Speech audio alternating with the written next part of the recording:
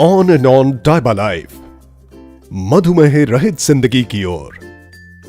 Diabetes के क्षेत्र में एक आविष्कार। आइए इस डायबिटीज को संक्षेप में जान लेते हैं। डायबिटीज मेलाइटिस या मधुमेह एक चयापचयी विकार है जो इंसुलिन स्राव की गड़बड़ी या इंसुलिन प्रक्रिया में गड़बड़ी या फिर दोनों ही वजहों से होता है। डायबिटीज पैनक्रियाज का विकार है। पैनक्रियाज इंसुलिन नामक एक पदार्थ को खून के अंदर रिलीज करता है, जिससे शरीर को ग्रहण किए गए खाद्य पदार्थों में से शर्करा व कार्बोहाइड्रेट्स को ग्रहण करने में मदद मिलती है। डायबिटीज कोई बीमारी नहीं है, बल्कि एक चयापचयी विकार है। किसी व्यक्ति को जब डायबिटीज होता है, तब या तो उसके पैनक्रियाज इंसुलिन बनाते ही नहीं हैं, या फिर अपर्याप्त मात्रा में इंसुलिन बनाते हैं, या फिर इंसुलिन बनता तो है परंतु ठीक तरीके से अपना काम नहीं कर पाता। डायबिटीज से होने वाली कई गंभीर परेशानियां हैं, जैसे हृदय रोग, पैरों में संक्रमण, लैंगिक समस्याएं, अल्जाइमर रोग, स्ट्रोक, मसूड़ों के रोग, सुनने में दिक्कत, स्नायु रोग, घाव का देर से भरना, दृष्टि दोष, किडनी व ब्लैडर फेलियर और गर्भावस्था की पेचीदगी इत्यादि।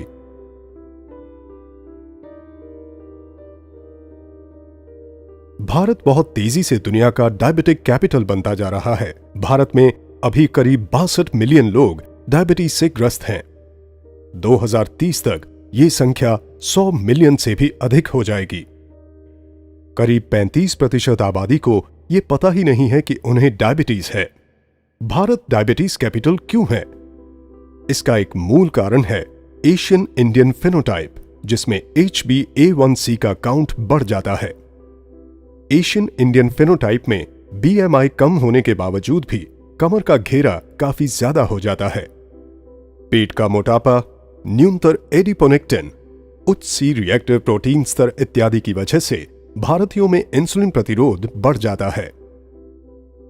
आइए हम इस HbA1c को समझ लेते हैं। जब आप अपने शुगर की जांच कराते हैं, जो उस जांच के वक्त का ही होता है, जबकि HbA1c के जांच में आपको 2-3 महीने के औसत स्तर का पता चलता है। इसे ग्लाइकेटेड हीमोग्लोबिन या A1c भी कहा जाता है। A1c शर्करा युक्त होकर परिवर्तित हो गया एक प्रकार का हीमोग्लोबिन है। जब शरीर शर्करा को प्रोसेस करता है, तब रक्त प्रवाह में मौजूद शर्करा स्वाभाविक रूप से लाल रक्त कण के एक प्रोटीन के साथ जुड़ जाता है। लाल रक्त कण की उम्र करीब 8 से 12 हफ्तों की होती है। इसीलिए HbA1c का मापन इस अवधि के औसत शुगर लेवल को दर्शाता है। बिना डायबिटीज वाले किसी व्यक्ति में ब्लड शुगर लेवल सामान्यतः एक जैसा रहता है, अर्थात खून में मौजूद प्रोटीन में ज्यादा ग्लूकोज संलग्न नहीं होते। HbA1c लेवल अपेक्षाकृत रूप से कम होता है, क्योंकि वे ग्लूकोज को रक्त से बाहर करने में सक्षम होते हैं। लेकिन डायबिटीज ग्रस्त लोगों में शरीर शर्करा को रक्त से बाहर करने में सक्षम नहीं होता है और परिणाम स्वरूप ग्लूकोज खून में ही रह जाता है। जैसे जैसे ब्लड ग्लूकोज का स्तर बढ़ता है, वैसे वैसे लाल रक्त कण में और ज्यादा ग्लूकोज जुड़ते जाते हैं तथा HbA1c का स्तर बढ़ जाता है, जिससे डायबिटीज संबंधी तकलीफ बढ़ने का खतरा होता है। HbA1c को कम करके आप इस खतरे को कम कर सकते हैं। इसीलिए हर 3-4 महीने में या जब आपके डॉक्टर कहें, आपको अपना HbA1c टेस्ट कराना चाहिए। आइए अब ये समझते हैं कि डायबिटीज में आखिर होता क्या है। जब आप कार्बोहाइड्रेट युक्त खाना खाते हैं, तो वो आपके पेट या पाचन तंत्र में ग्लूकोज या शर्करा के रूप में परिवर्तित हो जाता है। हमें अपने आहार में से ग्लूकोज की जरूरत होती है, क्योंकि उससे हमें ऊर्जा मिलती है। चीजें जैसे स्टार्च युक्त आहार, शर्करा युक्त आहार, दूध व डेयरी प्रोडक्ट्स एवं फलों इत्यादि में कार्बोहाइड्रेट होता है। ये ग्लूकोज फिर रक्त प्रवाह में जाता है और शरीर ये सेंस करता है कि ब्लड ग्लूकोज का स्तर बढ़ रहा है। इसकी प्रतिक्रिया में पेट के ठीक नीचे मौजूद एक छोटा सा ग्लैंड, जिसे पैनक्रियाज कहते हैं, इंसुलिन नामक हार्मोन रिलीज करना शुरू कर देता है। इस इंसुलिन की मदद से हम अपने ग्रहित आहार में से ऊर्जा ले पाते हैं। फिर इस ग्लूकोज एवं इंसुलिन को रक्त प्रवाह के जरिए शरीर के हर उस कोशिका तक पहुंचाया जाता है जिसे ऊर्जा के लिए इसकी जरूरत होती है। इसे आसानी से समझने के लिए इन पेशी कोशिकाओं को देखें। इन पेशी कोशिकाओं के पास वो इंसुलिन ही है जिसकी वजह से ग्लूकोज कोशिकाओं के अंदर समाहित हो सकता है ताकि शरीर को ऊर्जा मिल सके। ऐसे समझें कि इंसुलिन इन कोशिकाओं के दरवाजे पर लगे तालों की चाबियां हैं। जब ये चाबी होगी तभी दरवाजे खुलेंगे और ग्लूकोज कोशिकाओं के अंदर जा सकेगा। इस प्रकार ब्लड ग्लूकोज का स्तर नहीं गिरता है, लेकिन लीवर के द्वारा उसमें संचित किए गए अतिरिक्त ग्लूकोज को रिलीज करके इस ब्लड ग्लूकोज लेवल को कभी भी टॉप अप किया जा सकता है। ब्लड ग्लूकोज बार बार बढ़ता है और ज्यादा से ज्यादा इंसुलिन पैदा करता है ताकि वो उन बंद दरवाजों के ताले की चाबी बनकर उस ग्लूकोज को रक्त प्रवाह के जरिए कोशिकाओं के अंदर पहुंचा सके। रक्त शर्करा जब ऑप्टिमम लेवल पर होता है तब शरीर उत्तम रूप से काम करता है, लेकिन जब ब्लड शुगर का लेवल बढ़ जाता है तो शरीर ठीक से काम नहीं कर पाता। सामान्यतः हमारे शरीर के अंदर ही एक साइकिल होता है जो शरीर में इंसुलिन एवं ग्लूकोज स्तर को संतुलित करता है, और ये संतुलन निर्भर करता है हमारे आहार, पैनक्रियाज एवं लिवर पर। कुछ लोगों में जब यह सिस्टम ठीक से काम नहीं करता है तब उसे डायबिटीज कहते हैं। डायबिटीज मुख्यतः 3 प्रकार के होते हैं: टाइप 1, टाइप 2 एवं GDM। आइए जानते हैं टाइप 1 के बारे में। डायबिटीज में शरीर में इंसुलिन का निर्माण ही नहीं होता है। ये एक ऑटो इम्यून रिस्पॉन्स की वजह से होता है जिसमें कि पैनक्रियाज के अंदर की इंसुलिन निर्माण करने वाली कोशिकाओं को शरीर ने नष्ट कर दिया है। अभी तक ये नहीं पता लगाया जा सका है कि ये कुछ लोगों में क्यों होता है और अन्य लोगों में क्यों नहीं होता। कुल डायबिटीज की आबादी का करीब 10% टाइप 1 डायबिटीज होता है। ज्यादा करके ये 40 साल से कम की उम्र में ही हो जाता है और बचपन में होने वाली डायबिटीज का ये एक मुख्य प्रकार है। आइए अब बात करते हैं टाइप 2 डायबिटीज की। डायबिटीज मधुमेह पीड़ितों की कुल आबादी का करीब 90% होता है। पाश्चात्य देशों एवं गोरे लोगों में ये 40 साल की उम्र के बाद होता है, जबकि एशियन एवं भारतीय मूल के लोगों में ये 25 साल की उम्र के बाद हो सकता है। टाइप 2 डायबिटीज थोड़ा जटिल है क्योंकि इसमें अनेक प्रक्रियाएं जिम्मेदार हैं। इसमें या तो शरीर पर्याप्त इंसुलिन नहीं बना पाता है या फिर बना हुआ इंसुलिन ठीक से काम नहीं करता है। ये शरीर का वजन अधिक होने से भी हो सकता है। चर्बी की वृद्धि की वजह से इंसुलिन अपना कार्य सही तरीके से नहीं कर पाता, लेकिन ये सही वजन वाले लोगों को भी हो सकता है। टाइप 2 डायबिटीज में कार्बोहाइड्रेट युक्त आहार पेट एवं पाचन तंत्र में सामान्य रूप से ही ग्लूकोज में परिवर्तित होता है।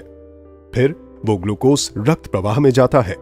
पैनक्रियाज इंसुलिन का निर्माण शुरू कर देता है जो ग्लूकोज के साथ रक्त प्रवाह के जरिए शरीर के उन सभी कोशिकाओं तक प्रवाहित होता है जिन्हें ऊर्जा के लिए ग्लूकोज की जरूरत होती है। परंतु यहां ग्लूकोज किसी भी तरीके से कोशिकाओं में प्रवेश नहीं कर पाता है क्योंकि उनके दरवाजों के ताले चर्बी जमा हो जाने की वजह से अवरुद्ध हो जाते हैं। अर्थात इंसुलिन भी उन कोशिकाओं के दरवाजों को ठीक से खोल नहीं पाता और इस वजह से शरीर में शुगर लेवल बढ़ता जाता है। इसके प्रतिक्रिया में पैनक्रियाज और ज्यादा इंसुलिन का निर्माण करता है, अतः रक्त शर्करा का स्तर बढ़ने लगता है और इंसुलिन का स्तर भी बढ़ता जाता है। ये स्थिति और भी ज्यादा जटिल हो जाती है जब ऊर्जा के लिए व्याकुल कोशिकाएं लिवर को इमरजेंसी सिग्नल भेजने लगती हैं ताकि लिवर अपने संग्रहित ग्लूकोज को रिलीज करे। इस प्रकार ब्लड शुगर का स्तर और भी बढ़ता है और पैनक्रियाज और ज्यादा इंसुलिन बनाती रहती हैं। पैनक्रियाज ये काम तब तक करती रहती हैं जब तक वो थक ना जाएं, और ऐसे में अंततः वो क्षतिग्रस्त हो जाती हैं। टाइप 2 डायबिटीज के लक्षण बड़ी देर से प्रकट होते हैं और कुछ लोगों में तो इसका कोई लक्षण प्रकट ही नहीं होता है। यही कारण है कि टाइप 2 डायबिटीज से ग्रस्त लोग 10 साल तक भी बिना किसी लक्षण के हो सकते हैं।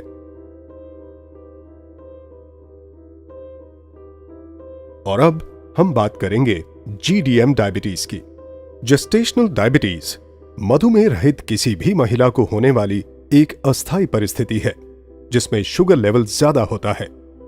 हालांकि इसका ठीक ठीक कोई कारण तो ज्ञात नहीं है, लेकिन ये गर्भनाल के हार्मोन में वृद्धि होने के कारण मां और बच्चे को होता है।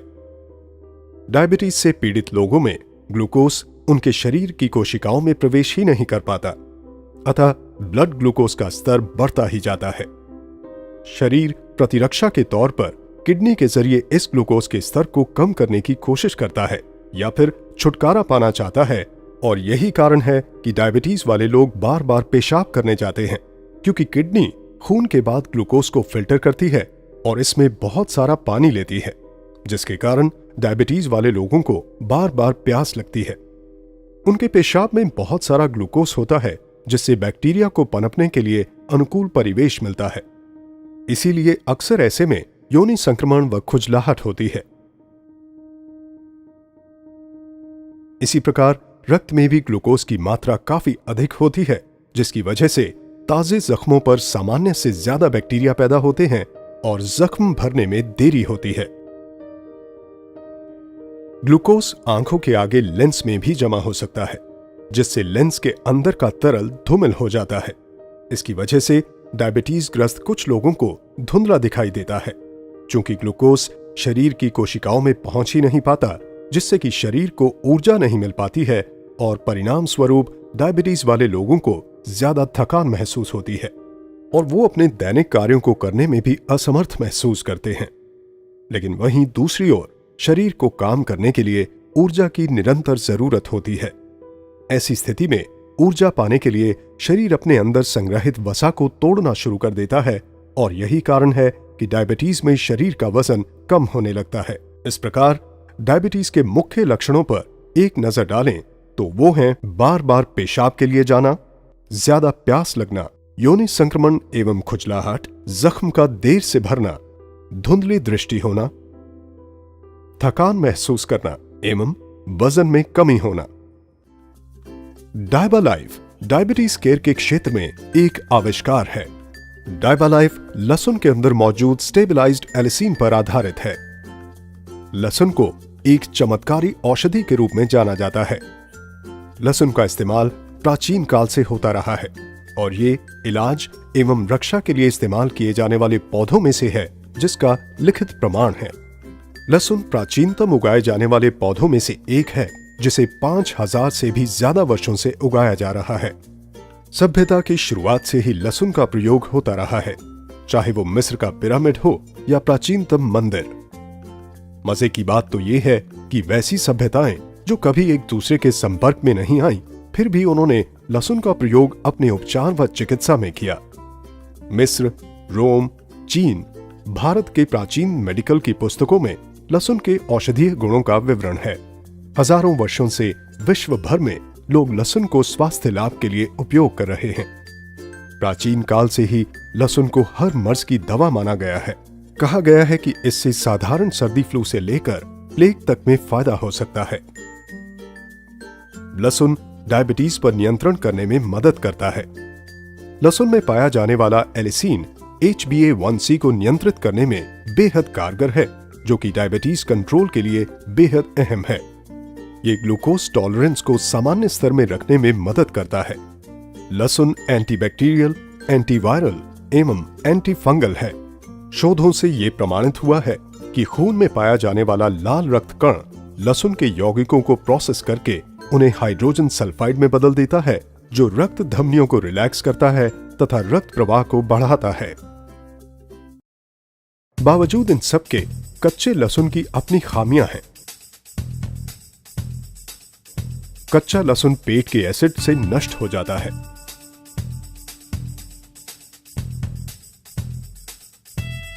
ये आंतों के एपिथेलियल कोशिकाओं द्वारा अपघटित हो जाता है।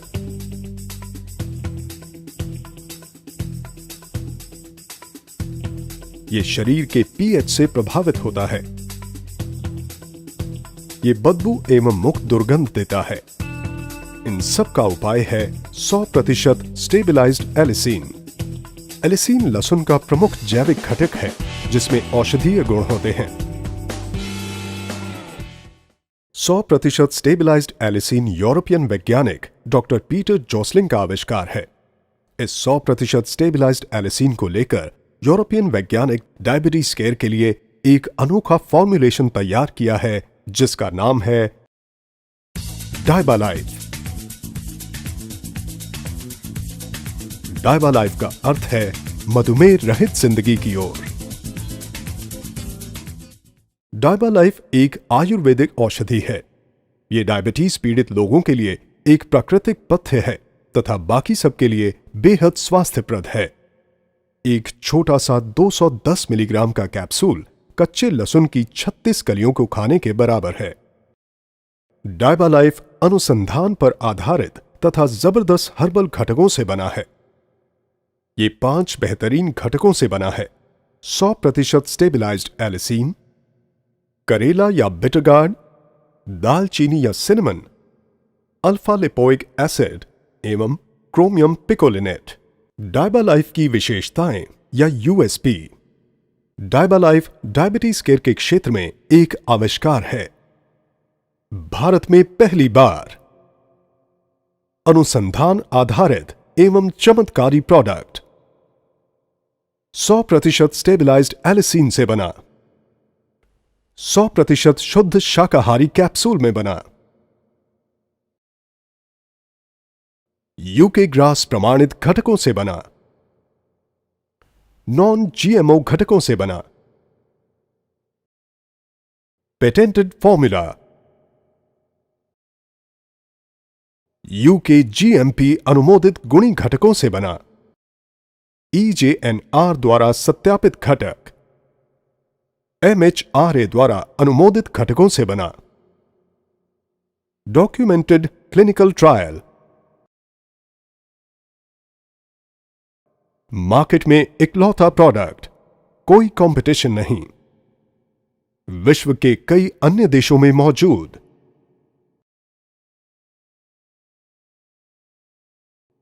पूरी तरह से प्राकृतिक, कोई दुष्परिणाम नहीं। डायबालाइफ डायबिटीज के लिए खास तौर पर बनाया गया हमारा पहला फॉर्मूला है। इसके अंदर अनेक घटक हैं, लेकिन एलिसिन स्पष्टतः मुख्य घटक है जो टाइप 1 एवं टाइप 2 डायबिटीज में बेहद प्रभावी है। HbA1c को नियंत्रित करने में एलिसिन बेहद कारगर है। HbA1c हीमोग्लोबिन के साथ जोड़ने वाले ग्लूकोज का मापन है जो डायबिटीज कंट्रोल के लिए बिल्कुल अहम है। डायबालाइफ में मौजूद दूसरे अन्य घटक भी बेहद फायदेमंद हैं जो शरीर में इंसुलिन प्रतिरोध को कम करने में मदद करते हैं तथा ग्लूकोज टॉलरेंस की सामान्य स्थिति को सुनिश्चित करते हैं। डायबालाइफ का उद्देश्य प्री डायबिटिक लोगों को डायबिटीज से बचाना है। डायबालाइफ पाचन प्रक्रिया में से ज्यादा न्यूट्रिएंट व विटामिन अवशोषित कराता है तथा इंसुलिन प्रतिरोध को कम करता है जिससे कि प्री डायबिटिक स्थिति में कमी आती है। डायबालाइफ सबके लिए फायदेमंद है। डायबालाइफ ब्लड शुगर के लेवल को कम करने में मदद करता है। डायबालाइफ कोलेस्ट्रॉल को नियंत्रित करने में मदद करता है। डायबालाइफ इम्यूनिटी या प्रतिरक्षा को बढ़ाता है। डायबालाइफ ब्लड प्रेशर को नियंत्रित करने में भी मदद करता है। डायबालाइफ का R&D एवं प्रोसेसिंग अत्याधुनिक तकनीकी युक्त संयंत्रों में किया गया है।